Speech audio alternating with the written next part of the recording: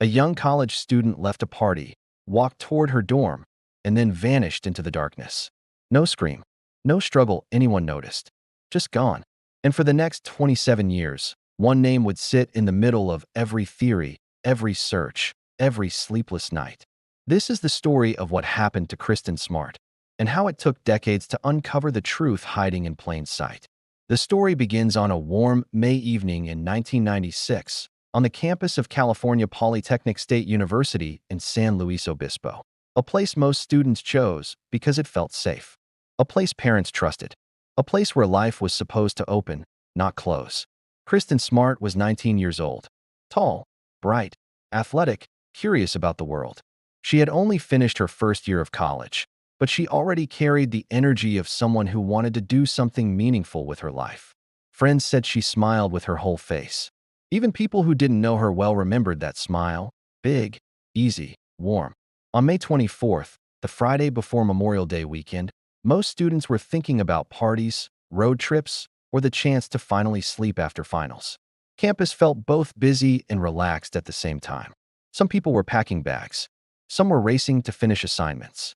Others were getting ready for one of the many small gatherings happening that night around the dorms. Kristin had been looking forward to the long weekend too. She called her parents earlier that day. Nothing unusual, just the kind of call a daughter makes when she's away from home and still adjusting to college life. Her voice was cheerful. Nothing hinted at danger. Nothing warned her family that this would be the last time they ever heard her speak. That night, she decided to go with friends to an off-campus party. It was supposed to be something simple, almost casual, a birthday celebration that students could walk to. She didn't take her purse. She didn't take money. She didn't take anything except the clothes she wore. It was the kind of choice you make only when you feel completely safe. Campus was filled with the sound of people heading out, laughing, shouting across parking lots, calling each other from windows. Kristin walked into the night like everyone else did, with no reason to worry. The party was crowded and warm, with music playing loud enough that you could feel the beat through the floor. Most of the night, Kristin didn't seem scared or stressed. She blended into the energy of the room. But later, people would remember that she looked tired. Some said she seemed uncomfortable. Others said she might have had a little too much to drink. No one knew exactly. What they did know is that she needed help walking back. As the night ended, students began spilling out of the house. Some rushed home. Some stayed talking outside. And in that swirl of people, Kristin was seen again, standing near the driveway, looking like she needed support. Two students, Cheryl Anderson and Tim Davis, noticed her. They didn't really know Kristin, but they did something simple and kind. They helped her walk back toward her dorm. Their route took them through campus walkways dimly lit by yellow lamps, the kind that made shadows stretch tall across the concrete.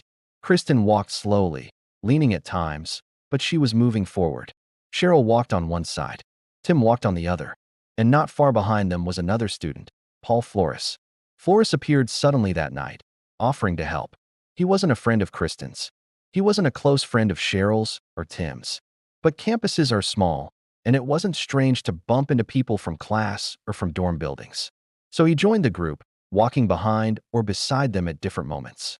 As they reached the point where Cheryl's dorm was located, Cheryl said she needed to split off. She asked if Kristin would be okay. Flores stepped in and said he lived close to Kristin's building and could take her the rest of the way. Cheryl later said that Kristin didn't seem afraid. She didn't try to pull away.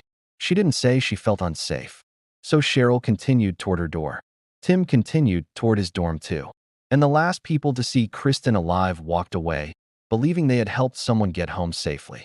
But she never made it. Saturday morning came, bright and calm. Students walked across campus with backpacks, coffee cups, and blankets from the night before. People talked about parties. They shared stories. Not one person woke up thinking a student had vanished.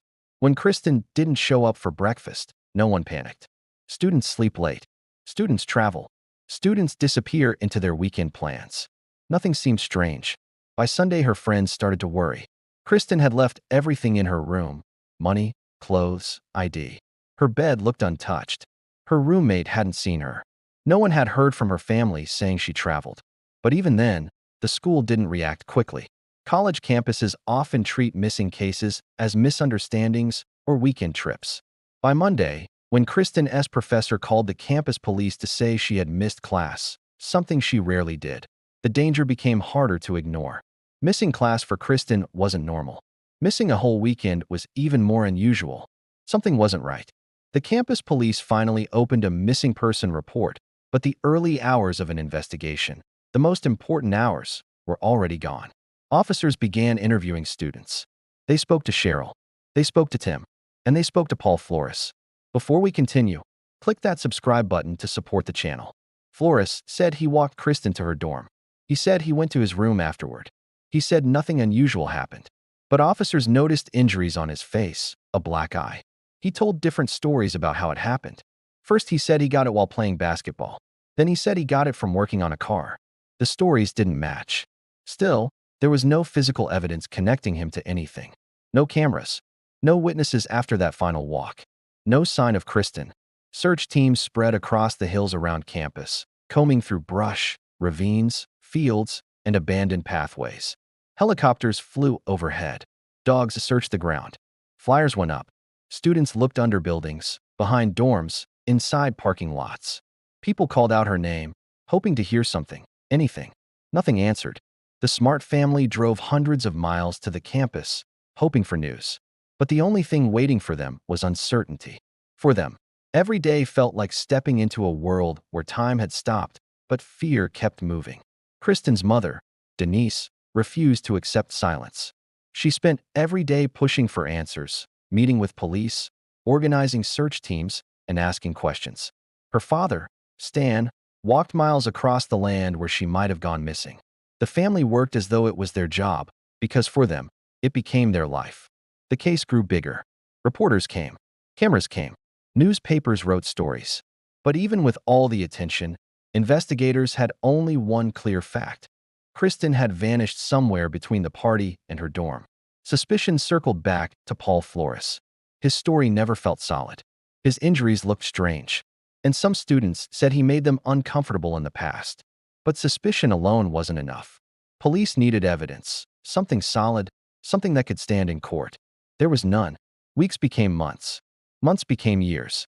And the search for Kristin stretched from the campus grounds to the surrounding farmland, then to the coast, then to homes owned by the Flores family. Cadaver dogs alerted in several places. Soil samples were taken. Items were collected. But again, nothing strong enough connected to Kristin directly.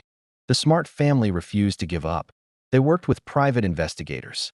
They continued searching hills and creek beds. They showed up to every event dedicated to missing children. They even brought in outside experts to help. Every year the world moved on a little more. But the Smarts continued living in the same moment. The moment their daughter disappeared while walking home from a party on a quiet college campus. And still, the case remained cold. But something else had been happening quietly in the background, something that would one day bring the story back to life. A kind of help no one expected. A type of attention that didn't exist in 1996. A podcast. A true crime series made by someone who grew up near the campus. Someone who remembered the case well. Someone who believed it could still be solved. That podcast would become the spark the investigation needed. And although no one knew it yet, the steps toward justice, slow, years late, but powerful, had already begun. One of the most important changes came not from a police file or a new machine, but from a microphone and a human voice. A young man named Chris Lambert grew up in that area. He was not a detective. He was a musician and a filmmaker. He had watched the story of Kristin be told and then put away. He felt that something was wrong, that someone had been forgotten. He decided to make a podcast. Podcasts were new then. People around the world were using them to tell deep stories, stories that did not fit into a short news piece. Chris made a show called Your Own Backyard. He spoke gently. He listened carefully. He interviewed witnesses who had once been afraid to talk. He read old police reports and asked simple, clear questions. He did not shout. He did not sensationalize. He built a narrative slowly and respectfully. When the podcast reached people, something unexpected happened. Listeners began to call. Some were strangers who had only just learned the story. Some were people who lived in the neighborhoods near Cal Poly and had memories they had never shared. Some were people who had been part of the original investigation but had new thoughts now. A few callers said things that at first seemed small. A memory of a truck at a certain time. A recollection of a party detail. One caller remembered a story about a man who had injured his face the morning after a party. Another recalled a detail about someone moving soil in a backyard late at night. Each new small part gave detectives something more to look at. Police opened new lines of inquiry. They asked search warrants. They read the stories again and again. The podcast had done something powerful.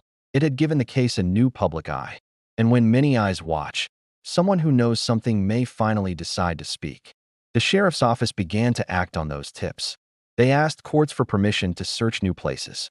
They used ground-penetrating radar on yards connected to people who had been in the story. They brought cadaver dogs who could tell, by scent, whether human remains had once been present in a place. They took soil and sent it to labs for analysis. These were careful steps. Police needed to follow strict rules to make sure evidence could be used in court. That meant getting search warrants, legal paper that lets officers dig or search a building. A judge would only sign a warrant if officers showed reasons why they believed the search might find evidence. In 2020 and 2021, after months of listening, reading, and following new tips, detectives did just that. They planned multiple searches. They focused on locations tied to the people who had been part of Kristin's story. They looked at the homes of people who had been in her life and those who had been nearby. One place caught attention: a property belonging to the Flores family. People had always noticed things about that property. Dogs had shown interest there long ago, and neighbors had sometimes seen late-night activity. Detectives asked a judge to let them search the yard. The judge agreed. The search team arrived with cadaver dogs and heavy equipment. They walked carefully. They scanned the soil with ground radar.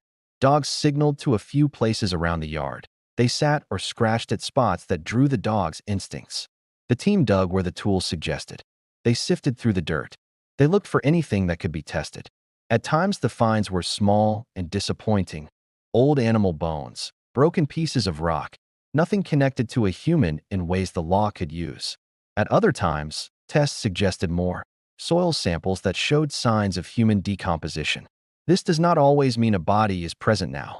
It can mean that a body had once been in a place and was later moved. It can mean things that point to digging and burying in the past. Those signs are important. They help shape the next steps. They help detectives ask for more warrants, more digging, more testing. They help them build a map of where to look. Over months, officers searched more than one site tied to the Flores family. They searched fields, yards, under decks, and near ravines. They took items for testing: clothing, wood, metal objects, and soil. Each item went to a lab. The lab work took time. The time was frustrating. The family waited. But the searches did another thing besides finding possible physical clues. They showed the public that investigators were acting. That changed how people who had once been silent thought about the case. Some decided that they could now tell what they knew to detectives. Others came forward to share memories they had kept secret. The combination of patient police work, new technology, public attention, and the podcast's steady voice created a wave of information. This wave did not crash all at once. It built slowly. It pushed forward piece by piece. And then one day, after many warrants, searches, and tips, the sheriff's office said they had enough to make arrests. On April 13, 2021, officers moved in. They served warrants at 2 homes. The arrests were careful and coordinated. The sheriff's department prepared a statement for the public. The Smart family watched the screens and listened to the radio. The community that had worked for years to keep Kristin's story alive gathered outside the sheriff's office. Reporters came from nearby towns. Paul Flores was taken into custody. So was his father, Ruben. The arrests were not the end. They were a turning point. They meant the next step. County prosecutors would now review the evidence and decide whether to file charges. They meant the case would move from private pain into the public record in a new way. For Kristin's family, those arrests were powerful. They were not the same as a return of their daughter. No one had yet found Kristin's body, but arrests began a legal path forward. The long struggle for answers had found a way back into the daylight. It took many years to reach that moment. It took families who would not stop, volunteers who kept searching, detectives who kept asking, and a podcast that made a city listen again. And in the end, it was many small acts: a tip, a memory, a dog's alert, a search warrant, that joined to create the break investigators needed. The work was far from done, but the case had moved from a cold, still file into a living legal process. And as the sun set on that long day in April, there was for the first time in many years a quiet sense of forward motion. A thought that perhaps finally the center of the story would be found. When the arrests were made in April 2021, a quiet shock moved through California's Central Coast. People who had gone to school with Kristin were now adults, some with families of their own. Some had children who were the same age Kristin was when she vanished. For the Smart family, the arrests were not victory. They were the beginning of a new storm. The long, slow, painful march toward a courtroom. A courtroom is where the truth must be told in a way the law can accept, and that is harder than many people imagine. The district attorney of San Luis Obispo County reviewed the evidence carefully. Witness statements, soil tests, dog alerts, old interviews from 1996, new interviews from 2020 and 2021, physical items that had been taken from searches, hours of audio from the podcast, records from the campus, phone logs, maps. All the threads collected over 25 years were placed on one long table, and prosecutors had to decide how to tie them together. The DA moved forward. They charged Paul Flores with first-degree murder in the disappearance of Kristin Smart. They also charged Ruben Flores, Paul's father, with being an accessory after the fact, meaning prosecutors believed he helped hide or move Kristin's body after the crime. The news spread fast. Reporters came from across the state. Television vans lined up outside the courthouse. People who had followed the case since the 1990s felt something they had not felt in a long time. The sense that a courtroom might finally speak the truth out loud. The case was so well known, and feelings were so strong, that the judge decided the trial needed to be moved. To keep it fair, to protect the rights of the accused, to make sure the jury could listen without pressure. So the trial was moved to Monterey County, in the city of Salinas. Preparations took months. Lawyers studied thousands of pages. Witnesses were asked to return. Some were older now, with gray hair and slower voices. Others were people who had been silently carrying memories for decades. The Smart family prepared once again to sit through long days in a courtroom, a place filled with rules, objections, evidence markers, and the slow work of justice. Then, in July 2022, more than 26 years after Kristin vanished, the trial finally began. Inside the courtroom, everything felt heavy. No one joked. No one looked away. The judge sat tall. The jurors listened. The Smart family sat in the same row every day. They held hands sometimes. They took notes other times. They listened to every word. The prosecutors opened with a simple message. Kristin Smart walked toward her dorm in 1996, and she never made it home. Paul Flores was the last person seen with her, and evidence shows he killed her. They explained that even though Kristin's body had never been found, a murder case can still move forward if evidence shows a crime happened and a person is responsible. They brought in old witnesses, students who had walked home that night. Some spoke softly, remembering the exact moments when Kristin had trouble standing. The laughter from the party, the walk across campus, the moment Paul stepped into the group and said, "I'll help her."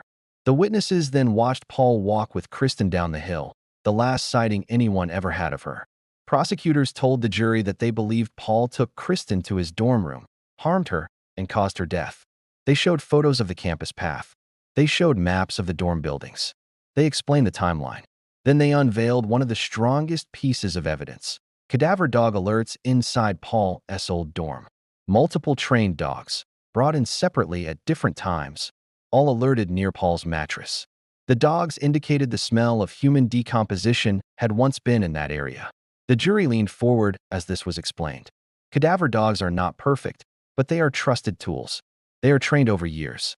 And in this case, the dogs had signaled not once, but multiple times. The prosecutors then moved to the searches done decades later at the Flores property. They showed photos of soil tests. They explained that the results showed signs of human decomposition in the backyard, close to where investigators believed a body may have once been buried. They told the jury they believed Kristin's body had been moved, possibly more than once. They pointed to evidence of disturbed soil, boards stained in ways that required lab testing, and stories from neighbors who remembered strange digging at odd hours. Some neighbors remembered seeing a truck backing up to the yard late at night. Others remembered people working outside when most of the neighborhood was asleep. Witness after witness stepped forward. One said Paul had talked about Kristin years later with odd pride, calling her a smart girl in a tone that did not feel right. Another said Paul had been known on campus for acting in ways that made some women uncomfortable. Another said he had heard Paul say something chilling. "She's gone. I'm not worried. They will never find her." The courtroom grew so still that some days it felt like no one was breathing. When it was the defense's turn, Paul's lawyers argued that there was no body, no clear physical evidence, no fingerprints, no DNA, no eyewitnesses to a crime. They said prosecutors were relying on assumptions. They said the cadaver dogs were wrong. They said the soil tests did not prove anything. They said the podcast had unfairly influenced the case. But prosecutors reminded the jury, even without a body, a story can be true. Even without a body, a murder can be proven. The law allows it, as long as the evidence is strong enough. And they believed it was. After months of testimony, the closing arguments arrived. The Smart family watched closely. The room was packed. Prosecutors spoke last. They asked the jury to remember Kristin, an honors student, a daughter, a friend, a young woman who had dreams of traveling, becoming an architect, maybe joining the Peace Corps. They reminded jurors that Kristin never called home again, never used her bank account, never touched her ID card, never checked out of her dorm, never reached the second floor of her building. You know why? The prosecutor said. Because she never made it home. Then the jury left the room to decide. The wait was long. The Smart family sat together every day. Some days they looked out the window. Other days they held quiet conversations. A case that had lasted more than 2 decades now rested in the hands of 12 strangers. Finally, in October 2022, the jury returned. The courtroom doors opened. Reporters hurried in. The judge took his seat. The jurors filed in silently. The verdict was read. We, the jury, find the defendant, Paul Flores, guilty of first-degree murder. A sound rose from the gallery, a mixture of tears and gasps. Kristin's family held on to each other. Their hands shook. Their eyes filled with tears. It was not the joy of victory. It was the heavy release of truth. Then came the verdict for Ruben Flores. He was found not guilty of helping hide the body. The judge thanked the jury. The room emptied slowly.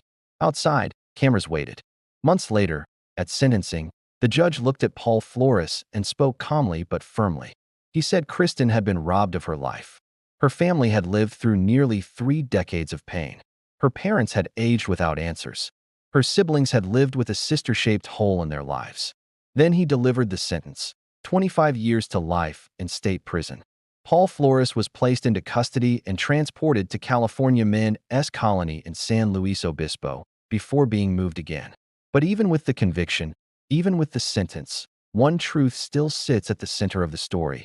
Kristin Smart has not been found. The Smart family has said many times, "We want to bring Kristin home." Search teams have continued to look. Officers still work tips. Some areas are searched more than once. Some are checked with new tools as technology improves. The case remains open in one important way. The search for her remains. Cal Poly has honored Kristin every year. Trees have been planted. Memorials held. Her name is spoken in classrooms, in dorms, in quiet corners of the campus where new students learn the story and promise not to forget. On the coast, where the wind moves across the cliffs, you can stand and look out at the ocean and imagine the night Kristin vanished, the path she walked, the dreams she carried. And you can imagine the years her family waited, the nights they sat awake, the mornings they hoped for news, the decades they held on to their daughter's memory. The conviction of Paul Flores finally told the world what happened. But the ending is not complete. The Smart family still waits for Kristin to be brought home. And until that day comes, her story continues, carried by her family, by the community that refused to give up, and by anyone who hears her name and remembers the girl who never made it back to her dorm, but whose light still shines across the coast, refusing to fade. Do you think Paul Flores acted alone? Or could there be more to the story? Let us know in the comment.